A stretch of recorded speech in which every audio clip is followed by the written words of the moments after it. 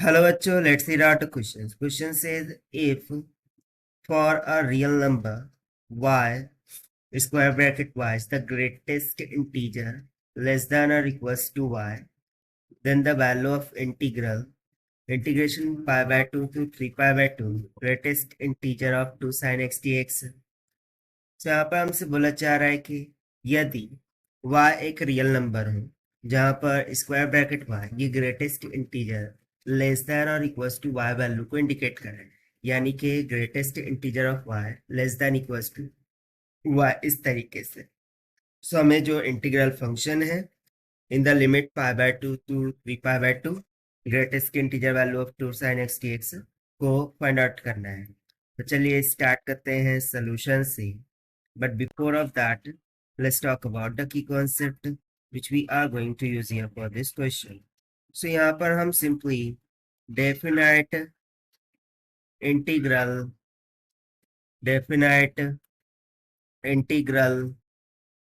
property का use करेंगे। So according to definite integral property, if we have been given an integration of a to b f of x dx, सो इसका integration निकालने के बाद function आ जाएगा g of x और limit हो जाएंगी a to b. So after substituting the upper limit and lower limit will get the answer g of b minus में g of.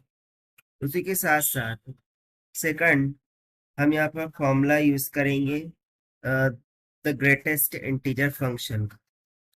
So greatest integer function value of 2 sin of x, this will vary from -2 to positive of x positive. तो चलिए फिर start करते हैं solution से। सबसे पहले हम जो ग्रेटेस्ट इंटीजर वैल्यू होंगी फॉर 2 sin ऑफ एक्स इसको हम डिफाइन कर देंगे। तो देखिए sin x का वैल्यू निगेटिव ऑफ 1 से पॉजिटिव 1 में वेरी करता है।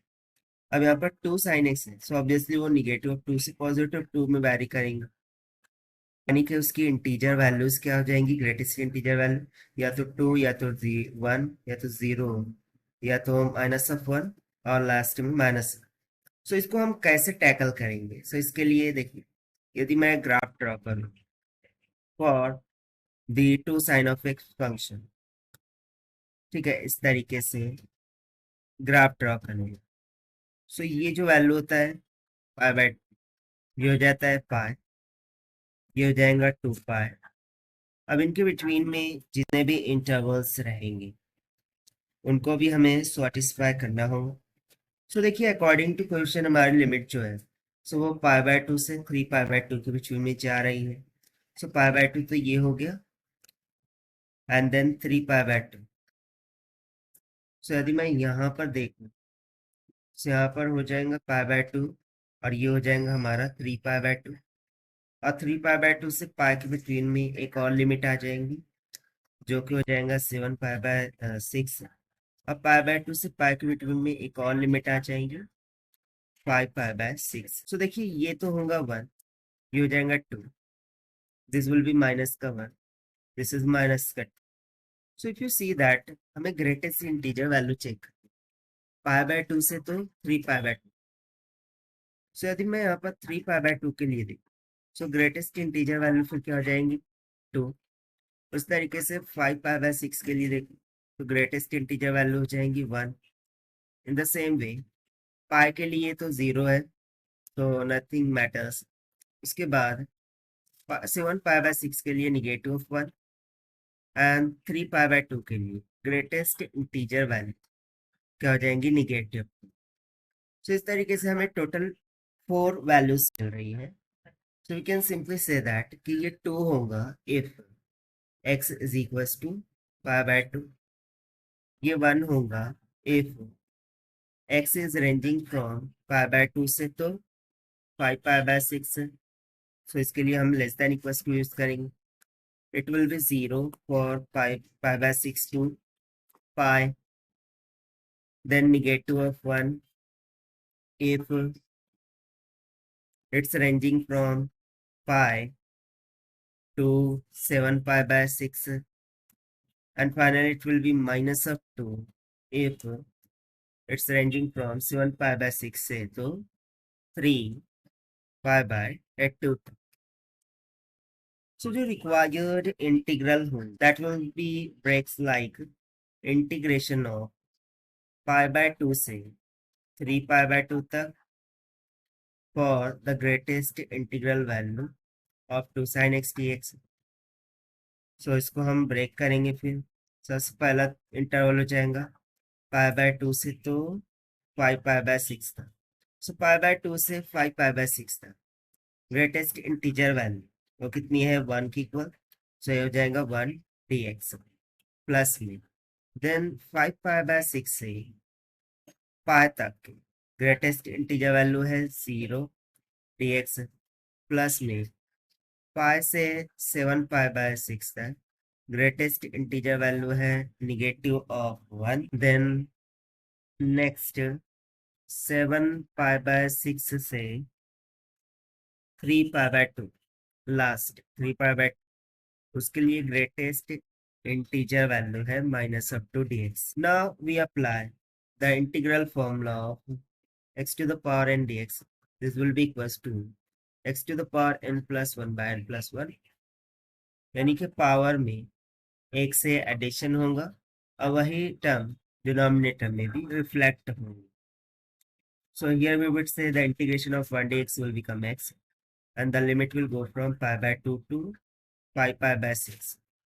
Then plus integral of 0 0 plus me integration of minus of 1 dx will become minus of x and the limit will go from pi to 7 pi by 6. Then plus me integration of minus 2 dx will be minus 2x and the limit will go from 7 pi by 6 to 3 pi by 2. Now put upper and lower limit by using the definite integral property. So here we will get the upper limit 5 pi by 6 minus lower limit pi by 2, then plus minus of 7 pi by 6 minus will get plus pi plus और फिर जो last में है यहाँ पर minus का 2 into x है. X की जगह पर हम 3 पाई बाय 2 रखेंगे. तो देखिए 2 से 2 कैंसिल कितना बचेगा माइनस का 3 पाई.